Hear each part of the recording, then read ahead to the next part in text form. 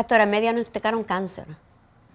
Y cuando me diagnosticaron cáncer, me dijeron que me quedaban horas de vida. No me daban semanas, ni me daban días, ni meses, solamente horas. Según los doctores, yo podía quedarme sentada en la silla y encontrarme muerta en la silla. Yo fui a 7 opiniones y las 7 opiniones fueron las mismas. Seguí, tan pronto salí del último doctor, fui a la iglesia y hablé con el pastor porque ya yo tenía 3 meses de estar en la iglesia. Y el pastor me dijo a mí, señora, usted oró por mí y me dijo, usted está curada, pero siga los tratamientos del doctor. No falle a nada que yo le diga. Yo seguí yendo, estaba una semana en el hospital y una fuera, y seguí participando en las campañas, participando en los propósitos, especialmente los martes de sanidad. Usaba el aceite, cada vez que iba usaba el aceite, también me bañaba en mi casa y lo usaba.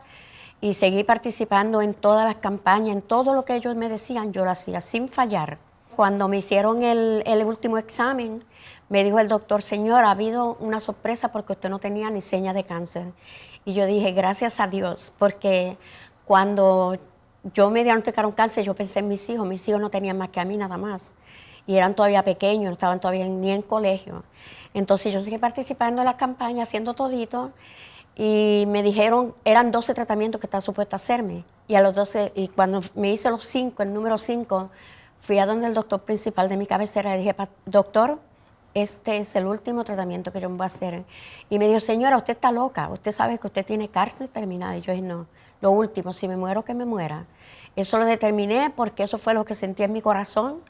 Y seguí yendo. Cuando me hicieron el examen para detectar cómo estaba mi cáncer, lo avanzado, pues me diagnosticaron que ya mi cáncer había sido, que no tenía cáncer ninguno. Me siento feliz, fuerte, cada vez más en las manos del Señor, participando en la iglesia todos los días. Vivo ahora cerquita de la iglesia, que puedo participar más y dedicarme a tiempo a mi Señor Jesús. Y gracias a Dios todo, la salud perfecta.